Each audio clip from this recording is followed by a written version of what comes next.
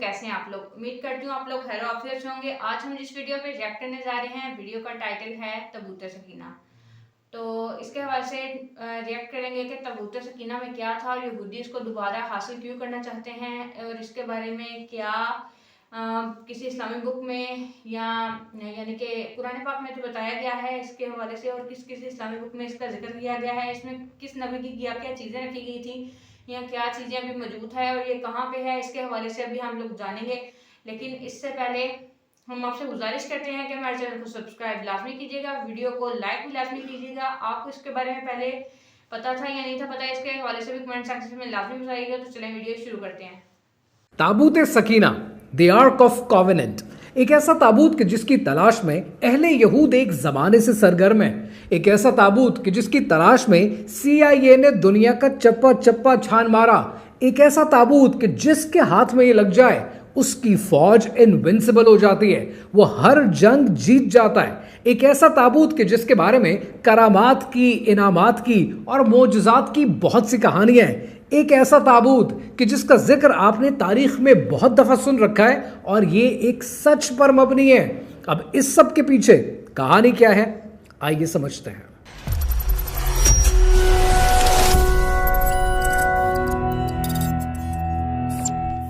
सूरह बकरा की आयत नंबर 248 में अल्लाह सुब्हानहू तआला ने इरशाद फरमाया, और उनसे उनके नबी ने फरमाया, उसकी बादशाहत की निशानी ये है कि तुम्हारे पास वो ताबूत संदूक आ जाए जिसमें तुम्हारे रब की तरफ से दिलों का चैन है, और बेशक इसमें मूसा अलैहिस्सलाम और हारून अलैहिस्सलाम के तरका की बची हुई चीजें हैं।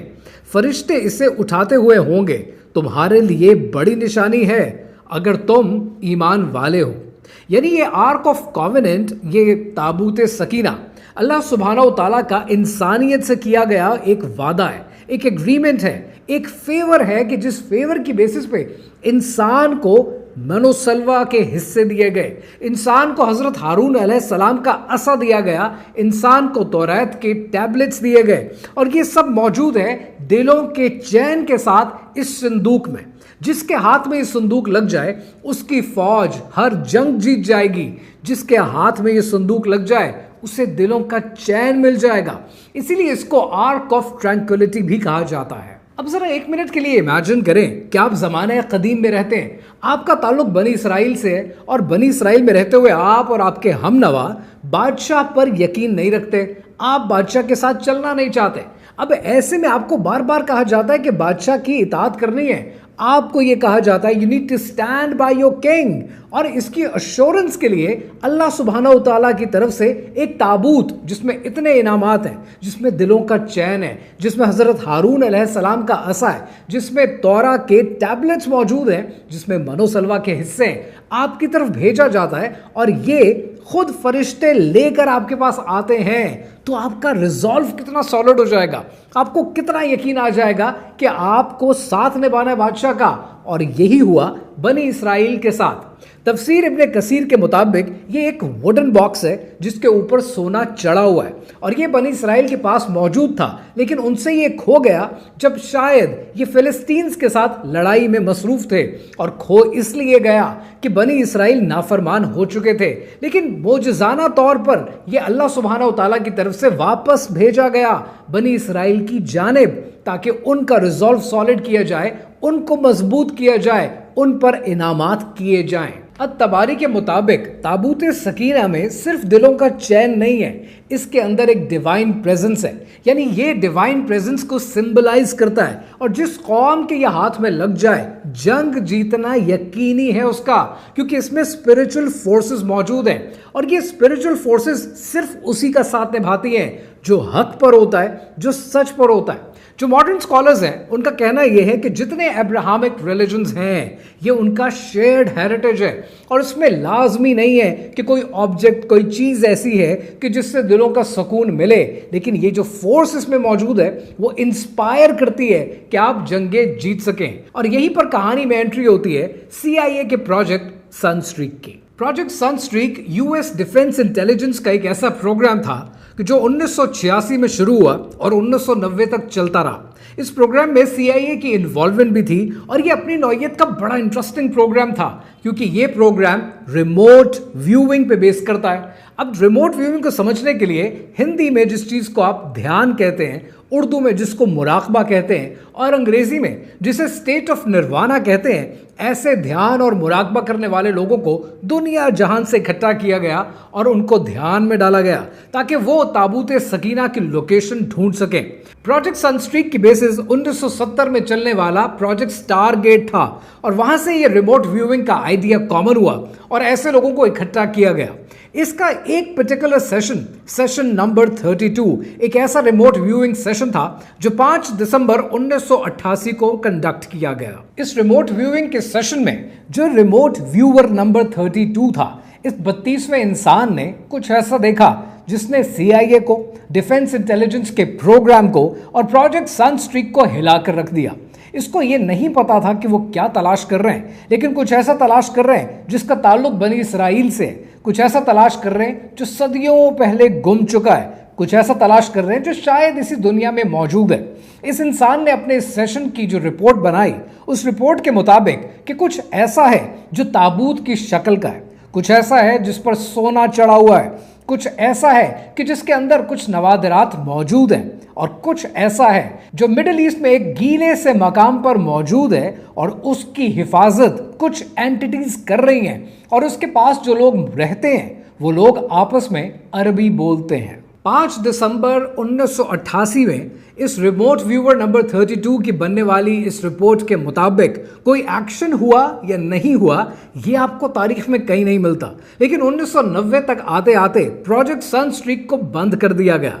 जब बहुत सवालात हुए तो 1995 में CIA के ऑफिशियल्स ने यह कहा कि रिमोट व्यूइंग का ये पूरा प्रोजेक्ट सनस्ट्रीक सिर्फ एक सूडो साइंस है, इसके अलावा कुछ नहीं। लेकिन क्या इस रिपोर्ट पर काम किया गया? क्या मिडिल ईस्ट में इसे तलाश करने की कोशिश की गई? तारीख इस पर खामोश है। लेकिन अब आपने तारीख में थोड़ा सा और जाना है और आपने जाना है सन 1981 में जब हैरिसन फोर्ड की एक फिल्म रिलीज हुई जिस फिल्म का नाम था Indiana Jones the raiders of the lost ark. ये एक ऐसी फिल्म थी जो $20 मिलियन से बनी, जिसके डायरेक्टर स्टीवन स्पीलबर्ग हैं और इस फिल्म ने तकरीबन $400 मिलियन का कारोबार किया। इस फिल्म की कहानी क्या है? इस फिल्म की कहानी यह है कि बनी इसराइल के खोए हुए इस ताबूत सकीना को, इस आर्क ऑफ कॉवेनेंट को तलाश करने की कोशिश की जाती है और एक आर्कियोलॉजिकल प्रोफेसर इंडियाना जोन्स की खिदमात ली जाती हैं और इंडियाना जोन्स इस ताबूत तक पहुंच पाए इससे पहले ही नाज़ीज इस ताबूत तक पहुंचने की कोशिश करते हैं। लेकिन सबकी कोशिश ये है कि ये ताबूत उनके हाथ इसलिए लग जाए क्योंकि जिसके हाथ में ये ताबूत होगा उसकी फौज, उसका डिफेंस इनविंसिबल हो जाएगा। किसी को दिलों का चैन नहीं चाहिए, सबको ताकत चाहिए, सबको ऐसी ताकत चाहिए कि वो दुनिया जहान में नाकाबिले तस्खीर बन सकें। लेकिन दिलों का चैन ये शायद आज किसी को भी नहीं चाहिए। ताबूत सकीना के लोकेशन को लेकर आज दुनिया में बहुत सी कॉन्स्पिरेसी थ्योरीज मौजूद हैं। कुछ का कहना यह है कि ये दुनिया के बिलियनर्स ऑलरेडी हासिल करने की कोशिश कर रहे हैं, आर्कियोलॉजिकल मिशंस को स्पॉन्सर कर रहे हैं। कुछ का कहना यह है कि ये ऑलरेडी CIA ने 1988 में हासिल कर लिया है। कुछ का कहना यह है कि ये शायद मिडिल ईस्ट में आज भी मौजूद है। कुछ यहां तक कहते हैं कि ये इथियोपिया में मौजूद है और इथियोपिया के church of the Mary of the Zion में मौजूद है। इसकी एग्जैक्ट लोकेशन शायद आज कोई नहीं जानता। ताबूत सकीना को लेकर मुस्लिम स्कॉलर्स में डिफरेंट ओपिनियंस पाए जाते हैं। अहले तशी की एस्केटोलॉजी के मुताबिक अल्लामा मजलिसी लिखते हैं, अल नौमानी लिखते हैं कि ये लेक तिब्रियास में है, यानी सी ऑफ गैलिली में है और इमाम मेहदी के ज़हूर के वक्त ये सामने आएगा और जब ये आएगा तो इसकी मदद से इमाम मेहदी दुनिया में अमन कायम करेंगे। सुन्नी एस्केटोलॉजी कुछ और बात करती है। सुन्नी एस्केटोलॉजी कहती है कि ये ताबूत ज़रूरी तो है, लेकिन ये ताबूत शायद सेकेंडरी इंपॉर्टेंस रखता है। इब्न खुल्दून का कहना यह है कि इमाम मेहदी का ज़हूर प्राइम इवेंट है और ताबूत का होना ना होना ये एक सेकेंडरी इवेंट है। हो जाएगा, मिल जाएगा तो मज़ीद ताकत आएगी, लेकिन ये प्राइमरी इवेंट नहीं है। आज आप इंडियाना जोन्स उठाकर देखें, आज आप CIA का प्रोजेक्ट सनस्ट्रीक देखें, या आज आप बिलियनर्स को देखें, हर कोई ताबूत सकीना से, द आर्क ऑफ कॉवेनेंट से कुछ न कुछ हासिल करने की कोशिश कर रहा है। कोई चाहता है कि उसकी फौज नाकाबिले तस्खीर बन जाए, दुनिया की हर जंग वो जीत जाए। कोई इसे दिलों का चैन हासिल करना चाहता है। हर कोई कुछ न कुछ हासिल करना चाहता है, लेकिन ईमान कोई भी हासिल नहीं करना चाहता। सूरह बकरा की आयत 248, जिसका जिक्र इस वीडियो के शुरू में मैंने आपसे किया था, उसका आखिरी हिस्सा एक बार फिर पढ़ें कि अल्लाह सुब्हानहू तआला ने क्या इरशाद फरमाया है। अल्लाह सुब्हानहू तआला ने कहा है कि तुम्हारे लिए बड़ी निशानी है अगर तुम ईमान वाले हो। अल्लाह ताला आपको, मुझे, हम सबको ईमान वाला बनाए। ये थी आज की वीडियो। जैसा कि आप लोगों ने देखा कि मैंने भी यही बोला था कि ये इम्पोर्टेंट है, लेकिन अभी ये नहीं पता कि ये कहाँ पे है। और ये यहूदा जो यहूदी हैं उनकी तरफ भेजा गया था, और साथ में ये मुझे पता था कि उसमें हज़रत मूसा अलैहिस्सलाम का आसा है, और तुरात के कुछ जो है ना वो तुरात के कुछ पीसेस वगैरह हैं वहाँ पे, और साथ में मनोसलवा का भी जिक्र किया गया है।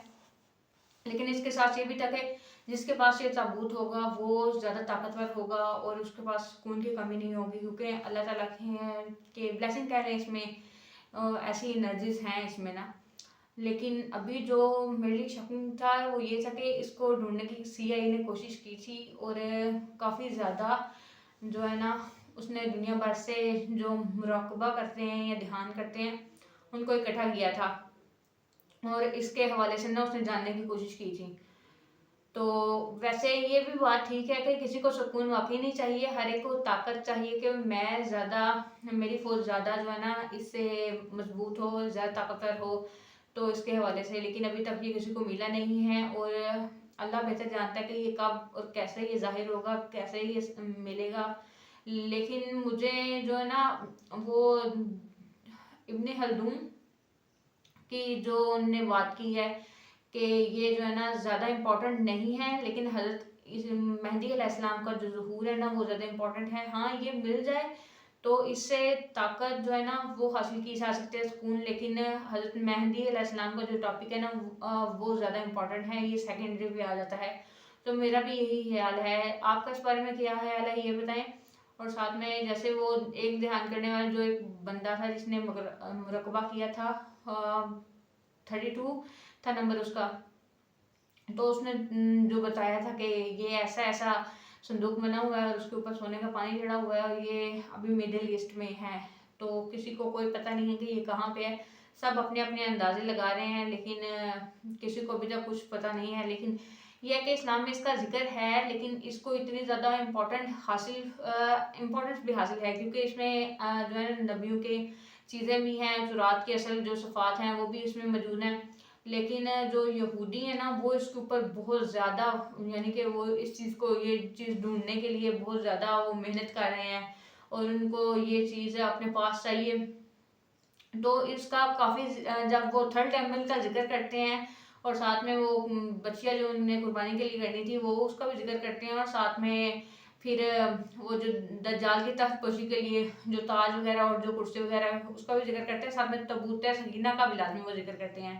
तो इसके हवाले से भी है, लेकिन उनके लिए बहुत इंपॉर्टेंट है। और अगर अल्लाह बेहतर जानता है कि इसका कब ये सामने आएगा और क्या होगा, तो बेहतर है कि हम लोग जो है ना इसके ऊपर थोड़ी बहुत डिटेलिंग हमें पता चलती रहे। तो काइंडली वीडियो को लाजमी लाइक करें, चैनल को लाजमी सब्सक्राइब करें। आपका इस बारे में क्या ख्याल था आप भी कमेंट सेक्शन में लाजमी बताएं। तो इस वीडियो में इजाज़त दें, नेक्स्ट वीडियो में आपसे मुलाकात होगी। अल्लाह निगहबान। Thank you. Goodbye.